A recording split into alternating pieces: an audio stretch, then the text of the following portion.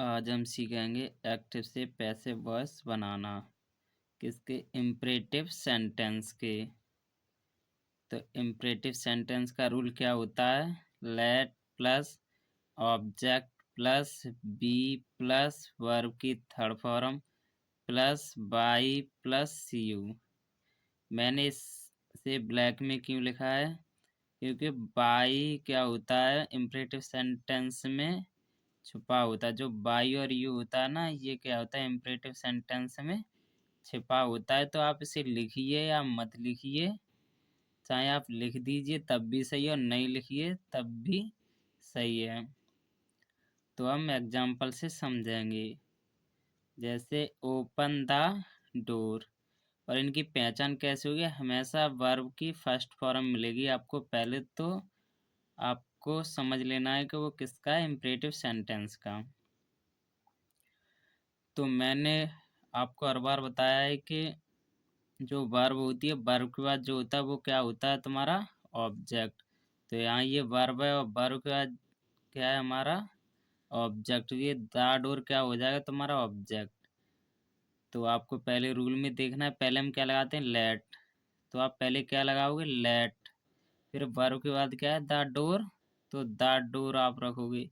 फिर क्या ऑब्जेक्ट के बाद तुरंत वी, तो आप वी लगाओगे। फिर वर्ब की थर्ड फॉर्म ओपन्ड, फिर क्या है बाय यू, तो फिर क्या लगाओगे आप बाय यू। अब बाय यू लगाइए या मत लगाइए। फिर है यहाँ पर कॉल द डॉक्टर, तो यहाँ पर क्या है कॉल हमारी वर्ब है, वर्ब का जो होता है वो हमारा क्या होता है ऑब्जेक्ट। तो हम पहले क्या लगाएंगे लेट। जब हम पैसे में बदलते तो हम क्या लगाते लेट, फिर ऑब्जेक्ट प्लस वी और थर्ड फॉर्म। ये रूल आपको याद रखना है। तो यहाँ पर लेट, फिर the doctor V called, verb की थर्ड फॉर्म। अब मैंने यहाँ पर वाई यू का यूज नहीं किया है, ठीक है ना, क्योंकि यू इम्परेटिव सेंटेंस में छुपा होता है, इसलिए हम वाई यू लिख देते। आप नहीं लिखें तब भी कोई बात नहीं है। फिर है राइट एन एप्लीकेशन, तो यहाँ पर राइट वर्ब है और वर्ब के बाद जो होता है वो तुम्हारा क्या होता है ऑब्जेक्ट। तो यहाँ पर क्या करोगे पहले लेट, फिर an application be written, verb की थर्ड फॉर्म।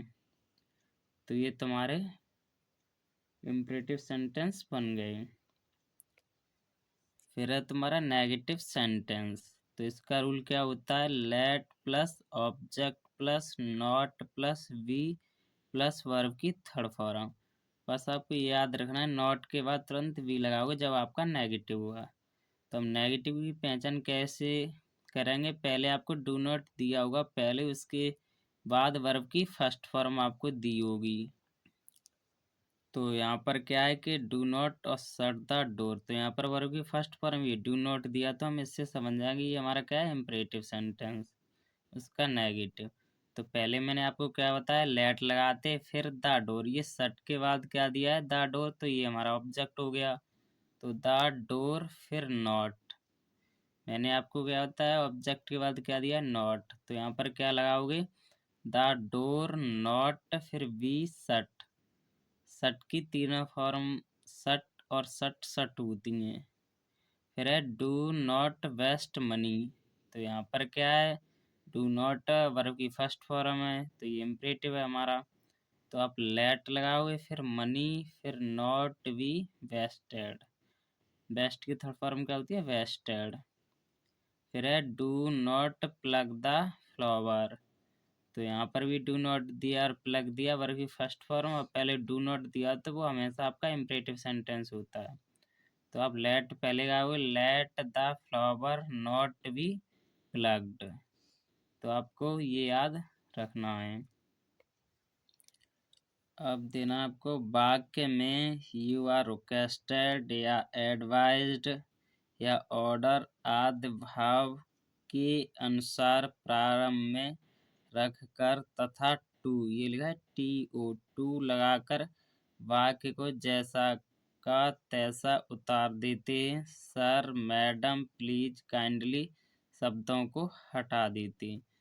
तो बस आपको याद रखना कभी आपको पहले वाक्य में मतलब जब भी आपके इम्परेटिव हो तो वहाँ पर सर मैडम, प्लीज, काइंडली शब्द दिए हो तो इनको हमेशा हटा देते हैं। तो हम एग्जाम्पल से समझाएंगे। तो यहाँ पर दिया कि please give me some water. तो मैंने आपको शुरू में बता दिया, जब भी प्लीज शब्द हो तो हम इसको हटा देते हैं। तो प्लीज शब्द आ रहा है तो इसका मतलब कोई रिक्वेस्ट कर रहा होगा, ठीक है ना। तो गिव मी ए सम वाटर, मुझे कुछ पानी दे दो, मतलब कृपया मुझे कुछ पानी दे दो। तो वो रिक्वेस्ट कर रहा है। तो हम इसके भाव क्या हो गए, रिक्वेस्ट कर रहा है तो आप रिक्वेस्टेड लगाओगे। तो यू आर रिक्वेस्टेड, इसमें बताया था कि रिक्वेस्टेड जो भी हो उसके बाद हम टू लगाते हैं। तो you are requested to give me some water. ये टू के बाद यहाँ पर बताया ना, टू के बाद वाक्य को हम जैसा का तैसा उतार देते हैं। तो हम वही करेंगे, you are requested to give me some water. बस ये सर, मैडम, काइंडली, प्लीज शब्दों को हम हमेशा हटा देते हैं। फिर है तुम्हारा प्लीज हेल्प मी। तो यहाँ पर भी प्लीज आ रहा है तो हम इसे हटा देंगे। तो you are requested to help मी।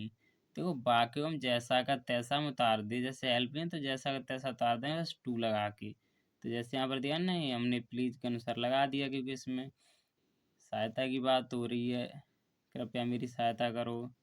तो यहाँ पर क्या कोई रिक्वेस्ट ही तो कर रहा है, तो हम क्या लगाएंगे, you are requested to help me. फिर है get out of the class, class से बाहर हो जाओ। तो यहाँ पर क्या है कि ये ऑर्डर दिया जा रहा है, तो हम क्या लगाएंगे, you are order to get out of the class. तो यहाँ पर ऑर्डर की बात हो रही है तो हमने ऑर्डर लगा दिया। और फिर टू के बाद हमने वाक्य को जैसा का तैसा हमने ये उतार के रख दिया। तो आपको ये भी याद रखना है कि जैसा हमारा भाव होगा उसी के अनुसार रिक्वेस्टेड, एडवाइज, ऑर्डर हम ये लगा देंगे। और वाक्य में सर, मैडम, प्लीज, काइंडली ये शब्द आए तो इन्हें हम हमेशा हटा देते हैं। फिर इसमें दिया कि यू, जब भी आपका नेगेटिव सेंटेंस दिया हो तो you are requested, ordered, advise, not. अब क्या हुआ, इनके तुरंत बाद नॉट, फिर उसके बाद टू के बाद हम पाको जैसा का तैसा हम उतार देते हैं। तो यहाँ पर क्या है कि please do not touch it. Please दिया तो हम क्या लगा देंगे, यू आर रिक्वेस्टेड नॉट, फिर उसके तुरंत बाद टू, फिर टच इट। फिर हमारा दिया है please do not beat him. तो यहाँ पर भी you are requested not to beat him. बस आपको ये याद रखना, जब भी आपका नेगेटिव हो तो हम क्या लगाएंगे, नॉट प्लस उसके बाद टू लगाओगे और बाकी को जैसा का तैसा उतार दोगे। और प्लीज, सर, मैडम ये सब दिए होते हैं, इनको हम क्या करते हैं, हटा देते हैं। तो बस आपको ये याद रखने हैं। अब देखो कभी कभार ऐसा होता है कि जो लेट वाले वाक्य तो कभी लेट से स्टार्ट हो जाते हैं। तो यहाँ पर लिखा भी है कि लेट से शुरू होने वाले वाक्य लेट से ही शुरू करते हैं तथा बी के बाद वर्ब की थर्ड फॉर्म लगाते हैं। तो यहाँ पर क्या लिखा है, जैसे एग्जाम्पल से समझेंगे हम। तो यहाँ पर लिखा है लेट अस ईट सम फूड। तो मैंने बताया है कि यहाँ पर लेट से शुरू होगा लेट वाला वाक्य, तो लेट, और मैंने बताया वर्ब के बाद जो होता है वो पूरा का पूरा तुम्हारा क्या होता है, ऑब्जेक्ट। तो आप क्या करोगे, लेट सम फूड, फिर उसके बाद क्या लगाओगे, बी, और बी के बाद वर्ब की थर्ड फॉर्म। तो let some food be eaten by us. तो हम बाई अस का यूज क्यों कर रहे हैं कि यहाँ पर अस दिया, देखो यहाँ पर जो चीज़ आपको दी होगी लेट के बाद एक्टिव में, हम बाई में वही रख देते हैं। तो यहाँ पर क्या है, बाई अस। फिर है यहाँ पर let me check the bill. तो यहाँ हम देखेंगे पहले हमारी वर्ब क्या है। तो वर्ब हमारी क्या है, यहाँ पर चेक है। तो चेक के बाद जो दिया हमारा क्या हो गया, ऑब्जेक्ट। तो हम लेट से शुरू करेंगे, लेट वाला वाक्य लेट से शुरू। तो लेट द विल बी। तो यहाँ पर क्या यूज होगा, बी। फिर क्या करोगे, चेक्ड बाई मी। तो मैंने आपको जब भी आप बाई का यूज करोगे तो यहाँ पर जो मी दिया हो, हिम दिया हो, अस दिया तो हम बाई में वो ही रख देते हैं। फिर है let us go for a walk. तो यहाँ पर हमारा वर्ब क्या है, गो। तो गो के बाद हमारा क्या है, फॉर अ वॉक। तो यहाँ पर अ वॉक तुम्हारा क्या हो जाएगा, ऑब्जेक्ट। तो यहाँ पर let a walk be gone, verb की third form gone for by us. तो मैंने आपको क्या होता है, अस क्या हो जाएगा, बाई के बाद अस। तो ये आपके एक्टिव पैसिव जितने भी टाइप होते हैं सब हो चुके हैं। और अगर आपको सारी वीडियो देखनी है तो प्लेलिस्ट बनी हुई है मेरी, टेंस की प्लेलिस्ट है, और जितनी भी मैंने पैसिव वॉइस करा दी हैं उसकी प्लेलिस्ट है। तो आप सारी वीडियो देखना चाहते हो तो आप चैनल पर जाके प्लेलिस्ट में आपको सारी की सारी वीडियो मिल जाएंगी। तो हमारे चैनल के साथ बने रहिए, वीडियो अच्छी लगे तो चैनल को सब्सक्राइब भी कर लीजिए, जिससे आपको न्यू वीडियो मिलती रहे। जय हिंद, जय भारत।